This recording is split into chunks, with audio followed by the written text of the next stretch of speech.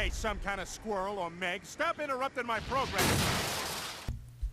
Among Fox's repertoire of animated shows, Family Guy remains the most controversial. Crude, boundary-pushing, and even somewhat spiteful at times, Seth MacFarlane's creation nevertheless remains a staple of television, despite being cancelled twice.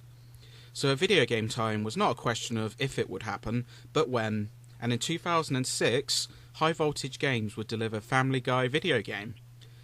The game definitely captures the raucous humour of the show, but the gameplay ranges from average to tedious. A trio of interwoven storylines serves as the base for an outrageous tale. Stewie continues to feud with his longtime rival Bertram as he attempts to prevent his nemesis from taking over the world.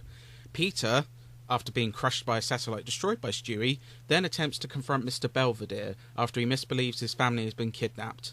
And lastly, household pet Brian is accused of impregnating Seabreeze, again, forcing him to prove his innocence while avoiding the glaring eyes of everyone. It must be said that for fans of the show, the video game captures the essence really well. Though not a technical masterpiece, the cel-shaded visuals look really close to the show's style of animation. Characters translate to the 3D space really well, cutscenes feel 2 clicks away from the real thing, and the range of vibrant colours is pleasing. The audio is even closer, utilising a lot of the talent behind the show. There is the occasional line recycled from the show, but it manages to still sound authentic. There's a bevy of gags which, while sometimes bordering on offensive, can cause a grin to form on your face. Playing the actual game, however, isn't quite as fun, as each character brings a unique gameplay style. Stewie probably boasts the best overall gameplay, mixing platforming with shooting. Loaded with a ray gun, you can lock onto enemies with ease and blast them. Along the way, you'll earn multiple firing types by collecting screws. Jumping between platforms feels pretty graceful, and you can earn an extra bit of air with a glide function. There's also some clever shooting puzzles, forcing you to deflect shots in order to take out a laser box. In certain segments, you can also manipulate NPCs using a mind control device, creating diversity, and often some hilarious gags as you force Quagmire to scare away nurses, for example. It's when you first take control of Peter that things decline further. Taking the form of Streets of Rage style side-scrolling, the main objective is to clobber anything, be it food mascots, Native Americans working at a casino, or actual children, utilising a punch, kick and combos mixing both.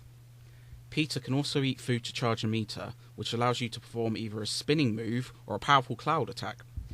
It sounds okay on paper, but it's undone by cheap enemies. Peter can't block whatsoever, and some opponents boast such a quick succession of attacks, you'll drop significant chunks of your health quickly. Mixing enemies with projectile shooters spells disaster, and unresponsive QTEs only cause further anger. The low point of the experience is Brian's segments.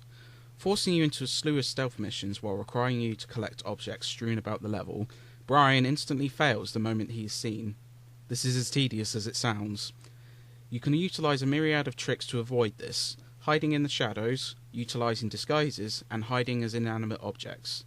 But the punishing trial and error gameplay is often clunky and cheap, as enemies detect you despite hiding in shadows. A short-sighted camera often leads you to being detected by enemies off-screen. And though the levels are varied, it feels like the gameplay never evolves, and remains tedious throughout, as you're forced to endlessly repeat segments until you pass through undetected.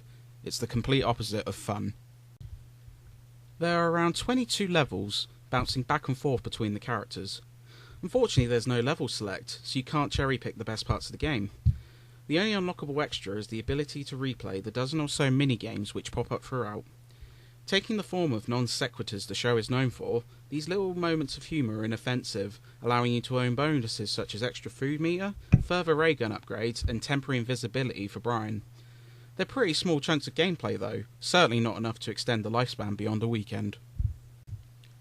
Much like the show it's based on, Family Guy video game throws many ideas to the wall in an attempt to shock, offend, and entertain you. And while some parts of the game are good, particularly the look and humour which replicate the show, much of this game isn't a lot of fun. If you're a fan of the animated sitcom, you may be able to forgive its flaws to get more time with the Griffin family, but otherwise, you're better off sticking with the show.